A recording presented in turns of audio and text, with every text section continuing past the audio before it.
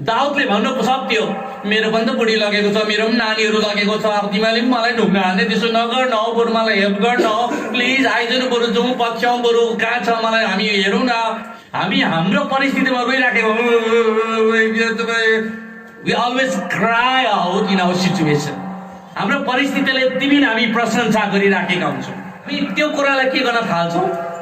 उचाल्न थाल्छौँ। तपाईँको परिस्थितिलाई उचाल्न थाल्छौँ। को व्यक्तिले तपाईँलाई के गर्यो त्यसलाई उचाल्न थाल्छौँ।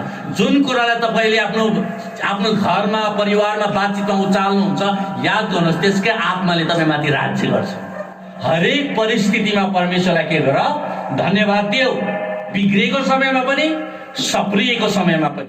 हजुरहरूले अहिलेसम्म हाम्रो च्यानललाई सब्सक्राइब गर्नुभएको छैन भने सब्सक्राइब गरेर फर्दर नोटिफिकेसनको लागि बेल आइकन दबाउनुहोस् होला। यीशु पानीमा हिँडेर जाँदाखेरि उनीहरू समुद्रको बिचमा पुगे अनि उनीहरू हुरी बतासको सामना गर्नु पर्यो। अनि हुरी बतासको सामना गर्नु पर्दाखेरि अनि यीशु आइराखेको देख्दाखेरि चेलाहरूले के सोचे? भूत भनेर सोचे।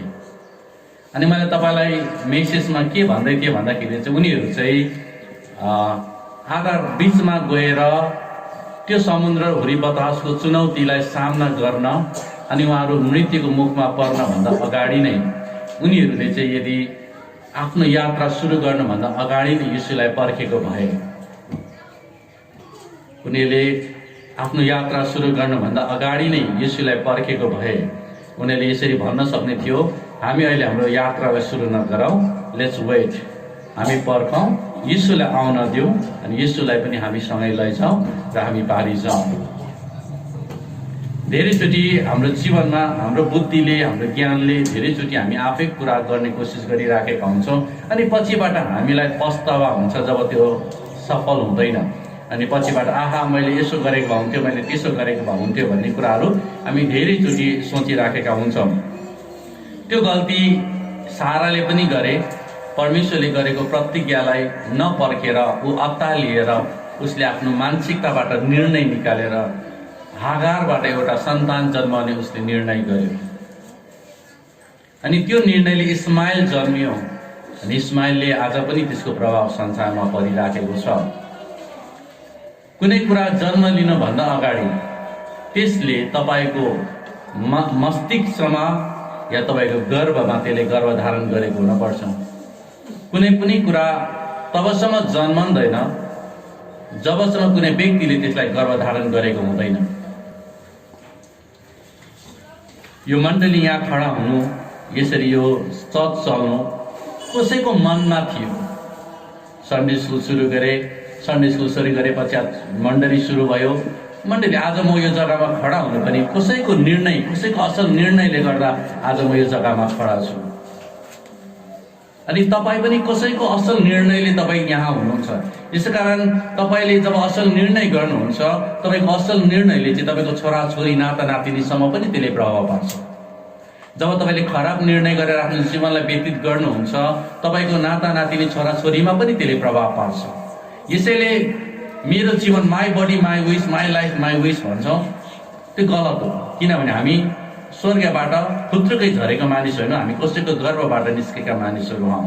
अनि हाम्रो जीवनमा हाम्रो आमा बाबुहरूले बलिदान चढाएको छ। मेरो जीवनको यहाँ उभिनु, यहाँ खडा हुनु चाहिँ somebody has paid the price, कसैले मूल्य चुकाएको छ। आज तपाईँको छोराछोरीहरू तपाईँसित छ, तपाईँले मूल्य चुकाउनु भएको छ। You have paid the price for that, त्यसको लागि तपाईँले मूल्य चुकाउनु भएको छ। यसैकारण तपाईँले आफ्नो जीवन मेरो जीवन मेरो खुसी भनेर जिउँदै हुनुहुन्छ भने तपाईँ गलत हुनुहुन्छ। You are wrong. किनभने हामी कसैसित जोडिएका मानिसहरू, म आमा दाजु भाइ दिदी बहिनी आफन्त मण्डलीसित जोडिएका मान्छे हो, म एक्लै होइन। अनि जब म मेरो जीवनलाई जब म व्यतीत गर्छु त्यसले धेरैको जीवनलाई प्रभाव पारिराखेको हुन्छ, सायद त्यो सकारात्मक क्षेत्रमा होस् या त्यो नकारात्मक क्षेत्रमा होस्। यसले गर्दाखेरि मैले निर्णय गरेर जिउँदै गरेको कुराले चाहिँ या आशिष ल्याउँछ या श्राप ल्याउँछ, त्यसले पनि फरक पार्छ। अनि मैले तपाईँलाई भन्दै थिएँ वेटिङ। उनीहरूले समुद्रको अगाडि नै उनीहरूले कसलाई पर्खन पर्ने थियो? They had to wait Jesus. उनीहरूले यीशुलाई पर्खन पर्ने थियो, तर They started their journey without waiting him.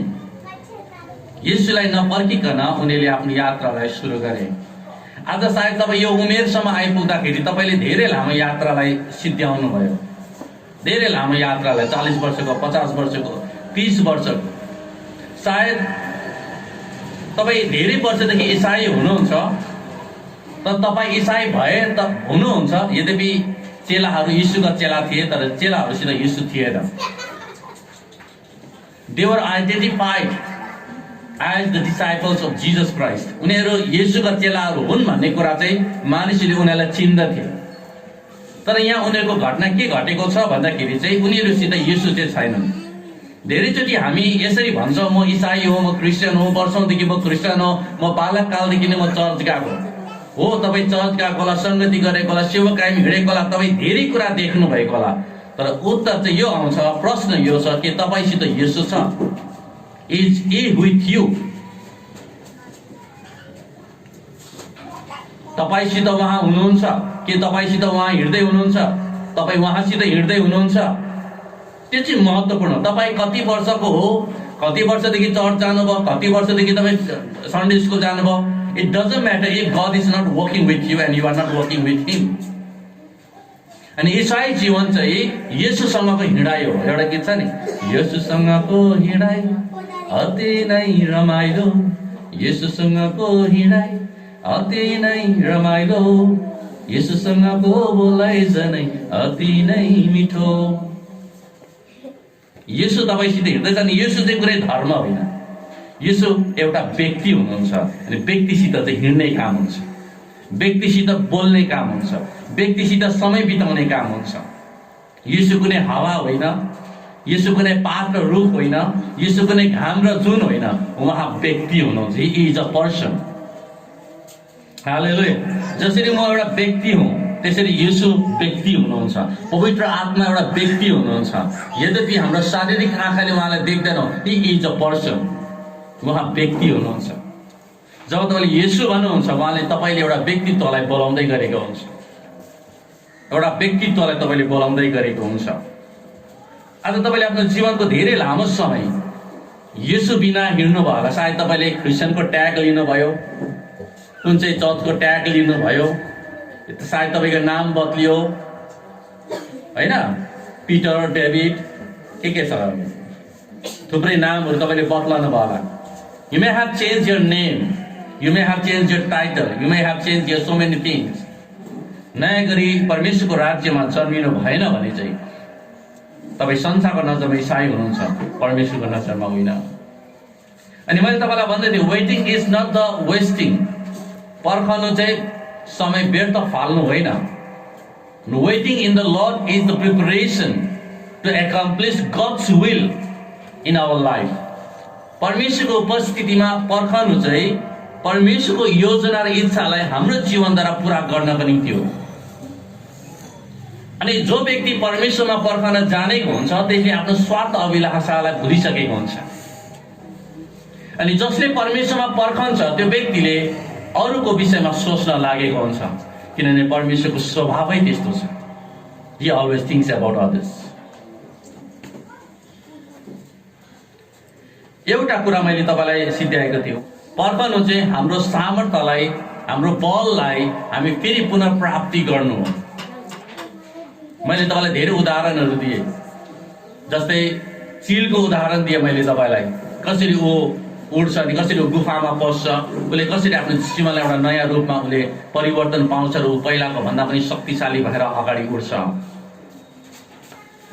अनि तपाईँलाई मैले मिस्त्रीको पनि उदाहरण दिँदै थिएँ, ऊ कसरी काम गर्छ अनि दिउँसोको समयमा उसले खाना खान्छ र ऊ एकछिन रेस्ट गर्छ। विश्राम पछि, रेस्ट पछि चाहिँ एउटा अलग्गै ऊर्जा तपाईँले प्राप्त गर्नुहुन्छ। You will get some energy, तपाईँले ऊर्जालाई प्राप्त गर्नुहुन्छ तपाईँ अझै अगाडि बढ्नका निम्ति। अर्को कुरा चाहिँ वेटिङ इज ट्रस्टिङ गड। जो व्यक्तिले परमेश्वरमा भरोसा गर्न जानेको छैन त्यो व्यक्तिले परमेश्वरमा पर्खन र विश्राम गर्न जान्दैन। हितोपदेश 3:5 छ, आफ्नो सारा हृदयले परमेश्वरमा भरोसा राख र तेरा आफ्नै समशक्तिमा भर नपर। आफ्ना सारा मार्गमा उहाँलाई सम्झी र उहाँले तेरा मार्गहरू सोझा तुल्याइदिनु हुनेछ। आफ्नो सारा हृदयले परमेश्वरमा भरोसा राख। भरोसा राख। जो व्यक्तिलाई हामी चिन्दैनौँ त्यो व्यक्तिमाथि हामी भरोसा गर्न सक्दैनौँ। यदि हामी कुनै व्यक्तिलाई चिन्छौँ भने त्यो व्यक्तिमाथि हामी भरोसा पनि गर्न सक्छौँ कि यो व्यक्तिमाथि मैले भरोसा गर्न सक्छु कि सक्दिनँ। यदि तपाईँले यसोलाई व्यक्तिगत रूपले चिन्नु भएको छैन भने तपाईँले उहाँमाथि तपाईँले आफ्नो भरोसा राख्न सक्नुहुन्न। मैले परमेश्वरमाथि भरोसा राखेको 21 साल भयो।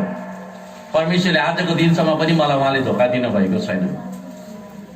आजको दिनसम्म पनि उहाँले मलाई धोका दिनु भएको छैन। अनि धेरैचोटि म यसरी विचार गर्छु, यदि मैले यसोलाई विश्वास नगरेर मेरो जीवनलाई उहाँमा नदोर्याएको भए, यदि संसारको आफ्नै योग्यतामा म हिँडेको भए आज म जहाँ छु म त्यहाँ हुने थिइनँ। मैले जुन कुराहरूको मैले उपभोग गरिराखेको छु त्यो कुरा मैले उपभोग गर्ने थिइनँ। जुन कुराहरू मेरो जीवनमा अहिले छ सायद त्यो कुराहरू म प्राप्त गर्न सक्ने थिइनँ।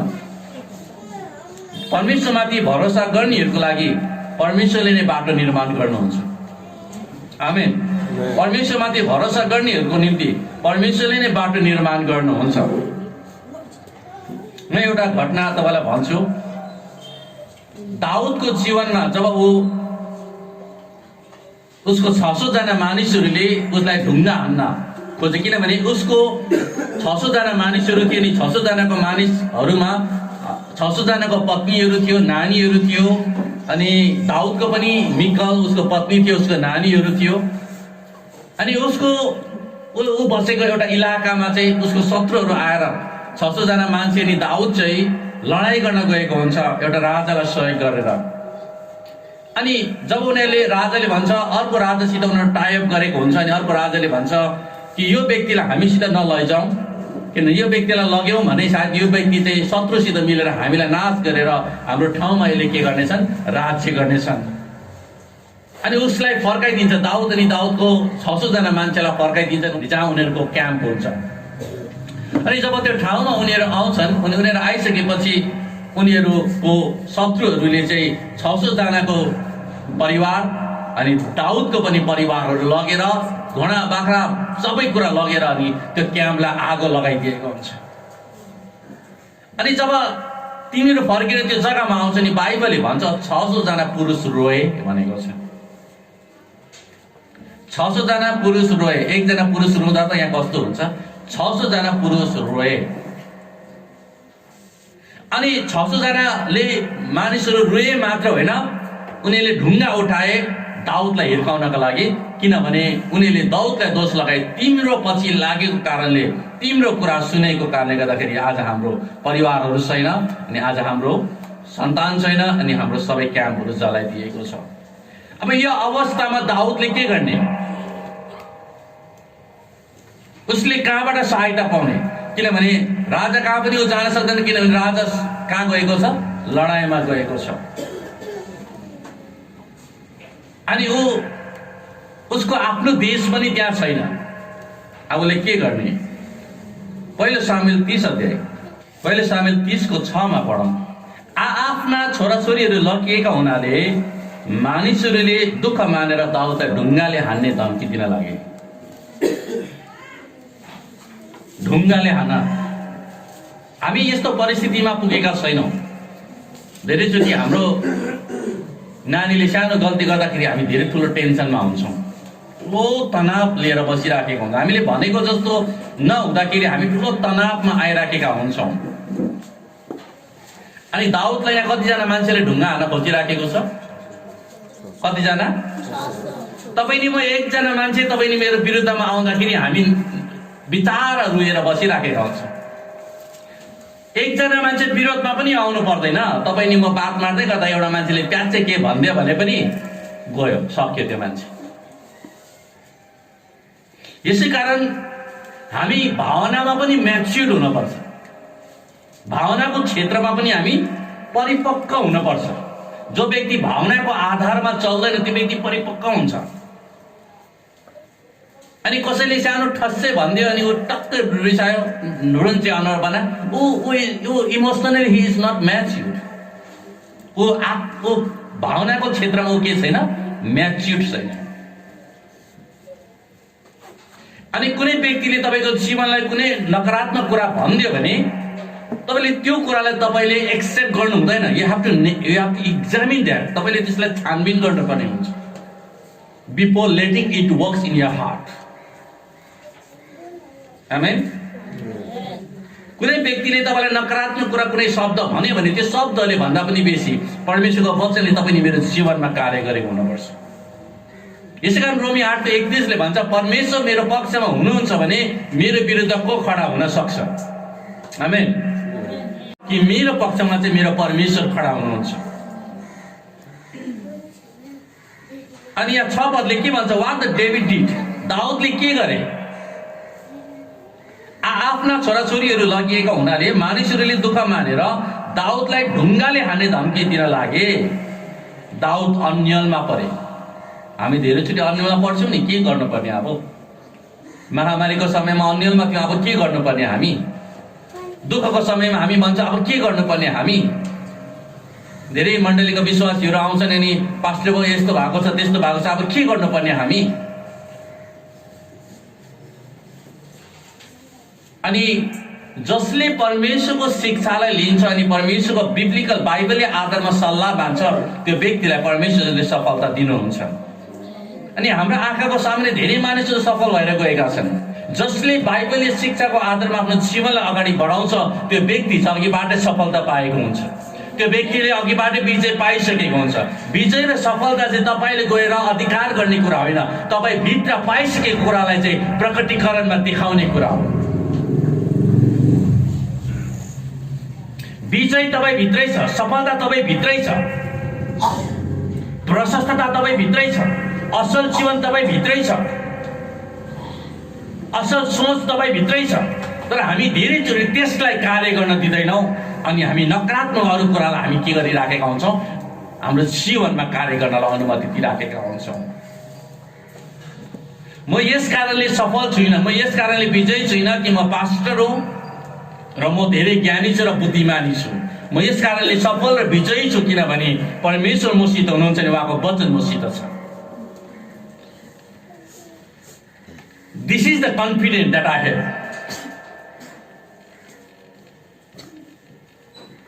मैले कुनै व्यक्तिलाई प्रतिज्ञा गरेँ भने उसले मलाई हेर्दैन, उसले प्रतिज्ञालाई हेर्छ, उसले त्यो प्रमिसलाई याद गर्छ। अनि यदि त्यो व्यक्तिले त्यो प्रमिसलाई पुरा गर्दैन भने त्यो व्यक्तिले आएर भन्छ तपाईँले यसो भन्नुभएको थियो। अनि बाइबलमा यसरी लेखिएको छ परमेश्वरको सम्मुख जाँदाखेरि चाहिँ परमेश्वरको प्रतिज्ञालाई लिएर जाऊ। हालेलुया। परमेश्वरको सम्मुख जाँदा परमेश्वरको प्रतिज्ञालाई लिएर जाऊ। यदि तपाईँले परमेश्वरको प्रतिज्ञालाई वचनलाई लिएर जानु भयो भने चाहिँ परमेश्वरले तपाईँलाई नो भन्न सक्दैन। He cannot say no to his word। सायद तपाईँको दुःख लिएर जानुहुन्छ, परमेश्वरले नो भन्न सक्नुहुन्छ। तपाईँको परिस्थितिलाई लिएर प्रभु भनेर रुनु सक्नु, परमेश्वरले नो भन्न सक्नुहुन्छ। तर यदि परमेश्वरको वचनलाई उहाँ कहाँ लिएर जानुभयो भने he cannot deny his own word। तर हरेक प्रतिज्ञामा तपाईँले शर्त भेटाउनुहुन्छ। You will always find the condition। अनि कन्डिसन चाहिँ के हो भन्दाखेरि तपाईँको जीवन चाहिँ त्यो कन्डिसनमा फुलफिल भएको हुनुपर्छ। अनि जब तपाईँले प्रतिज्ञाको शर्त तपाईँको जीवनमा पुरा भएको भेटाउनुहुन्छ तपाईँले परमेश्वरको अगाडि त्यो वचन लिएर जानु पर्दैन, किन तपाईँले त्यसको प्रत्युत्तरमा त्यसको इनामलाई तपाईँले उपभोग गर्दै गरेको तपाईँ आफै भेटाउनुहुन्छ।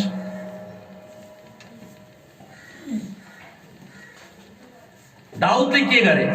तब दाउदले परमप्रभु आफ्ना परमेश्वरबाट बल पाए भनेको छ अङ्ग्रेजी बाइबलमा। पढिदिनु please. 1 Samuel 30:6। David was greatly distressed because the men were talking of stoning him. Each one was bitter in spirit because of his sons and daughters. But David found strength in the Lord his God. Hallelujah. David found his strength in the Lord. परमेश्वरबाट ताकत पाउनु भनेको, तपाईको सामर्थ्य पाउनु भनेको it's not only encouraging you, that strength will show you the way. Higher the level, higher the devil. परमेश्वरको राज्यमा, परमेश्वरको सेवाकामा तपाईँ जति बढ्नुहुन्छ तपाईँको नयाँ स्तरीय नै तपाईँको के हुन्छ, शत्रुले पनि पर्खेको हुन्छ। Higher the level, the higher the challenges you will face. Till your last breath, तपाईँको अन्तिम मृत्युको मुखसम्म पनि तपाईँले यो नसोच्नुहोस् मैले यो समयमा चुनौती थिएँ, अन्तिम समयसम्म पनि you have to face the challenges in your life. मृत्युको मुखमासम्म पुगे चाहिँ 90 वर्ष पुगोस्, 100 वर्ष पुगोस्, वो चुनौतीमा जिराखेको हुन्छ। You have to face. दाउदले भन्नु सक्थ्यो, मेरो पनि त बुढी लगेको छ, मेरो पनि नानीहरू लगेको छ, अब तिमीले पनि मलाई ढुङ्गा हान्ने, त्यसो नगर्न हो, बरु मलाई हेल्प गर्न हो, प्लिज आइजनु, बरु जाउँ पछ्याउँ, बरु कहाँ छ मलाई हामी हेरौँ न। दाउदले त्यसो गरे। हामी हाम्रो परिस्थितिमा रोइराखेको, we always cry out in our situation and we exalt the situation instead of exalting God. हाम्रो परिस्थितिले यति बिन हामी प्रशंसा गरिराखेका हुन्छौँ। हामी त्यो कुरालाई के गर्न थाल्छौँ, उचाल्न थाल्छौँ। तपाईँको परिस्थितिलाई उचाल्न थाल्छौँ। को व्यक्तिले तपाईँलाई के गर्यो त्यसलाई उचाल्न थाल्छौँ। जुन कुरालाई तपाईँले आफ्नो घरमा परिवारमा बातचितमा उचाल्नुहुन्छ, याद गर्नुहोस् त्यसकै आत्माले तपाईँमाथि राज्य गर्छ। जुन कुरालाई हामी प्रशंसा ज्यादा दिन्छौँ त्यही कुरा हाम्रो जीवनमा राज गरेको हुन्छ। बाइबलले भन्छ तिमीले परमेश्वरको प्रशंसा गर, तिमीले परमेश्वरको जय जयकार गर, तिमीले परमेश्वरलाई धन्यवाद दियो। धन्यवाद कति कुरा, राम्रो कुरामा होइन। बाइबलले भन्छ हरेक परिस्थितिमा परमेश्वरलाई के गर, धन्यवाद दियो। हरेक परिस्थिति भनेको बिग्रेको समयमा पनि, सप्रिएको समयमा पनि।